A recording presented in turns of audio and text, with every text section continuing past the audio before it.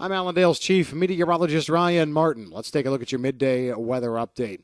Surface analysis across the United States shows Arctic air sliding southward. This high has made a little bit of progress down across the Red River Valley in North Dakota.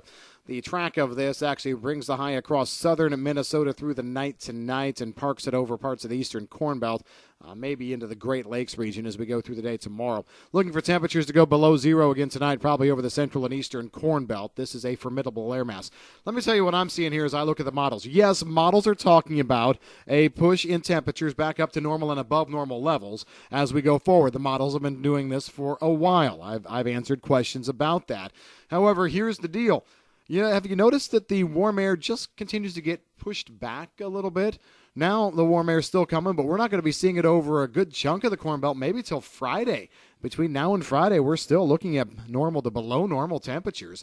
So, it's one of these things where the meteorologist in me says, yes, there's potential for this warm air to come. We can't stay cold like this forever. And then there's the pessimist side of me and kind of the satire side of me that just says, prove it, all right? I'll believe this warm air is coming when it's here. And that's the wrong way to look at this. We are going to be seeing a bump out of here, no doubt about it. However, I guess the reason why I'm putting it that way is let's not go overboard here. We're not talking about huge warming. I think we are going to be seeing temperatures trying to get back to freezing and above across a good part of the Corn Belt. We might even put in a 35, 36-degree day in there. But we're not running away to the upside. And be prepared. The system that comes in 19th through the 22nd is a big one with precipitation, and it's a big one in that it opens the door to the Arctic again. We're going to be seeing this northern jet stream get very, very active from like the 22nd right on through the 27th. A couple of clipper systems moving in. In order for that kind of pattern to shape up, you've got to have Arctic air in play. So, yes, some more mild air might be coming, but do not run away with this thing and do not believe the warm air hype. It's going to take a little while. We're probably looking at a total of 6 to 7 days of temperatures back closer to or slightly above normal, and that is it. Also, some indicators that I'm seeing and are being talked about across the meteorological front are hinting that maybe we could see a real interesting February.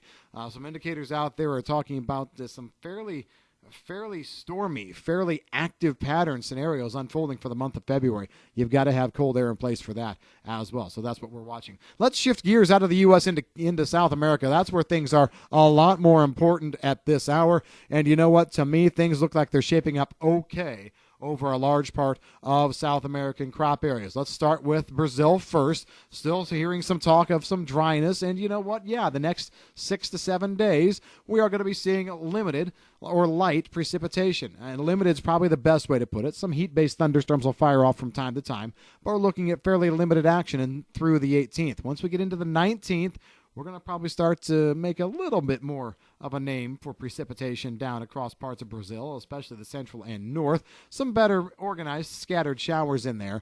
But then as we go on into the period from the 20th through the 27th, yeah, we've got real good action in there. A couple of fronts sneaking in, a couple of slow-moving, cut-off thunderstorm kind of systems trying to work through as well.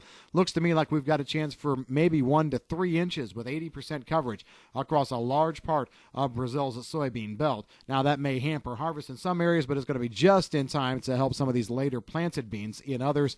And temperatures still don't look like they're too far over the top here. Short-term, warm, but and that's mostly over the eastern part of the soy belt, and then back west we're normal to slightly below, and nothing seems to run away to the upside with regard to temperatures either. So honestly, this looks like a pretty darn good forecast for soybeans down there, as long as it verifies, and most models are hinting that we're seeing more precipitation there. Argentina will see a nice drink over corn areas here as we go through tomorrow into Wednesday. I think it's probably done by late Wednesday afternoon or early Thursday, but 1 to 3 inches there. These heavier rains might miss southern Cordoba. Maybe there they only get about a half an inch, but we've got 2 more systems that come through in the next 2 to 2.5 weeks, and so you put all of them together, looking good. Temperatures cooling off because of the rains coming in today. It's a good front that sweeps across Argentina crop areas as we go through today, tomorrow, and Wednesday. So right there, no significant issues, and not really much of a change from earlier in the day for us either. Midday models kind of stacking up with our thoughts.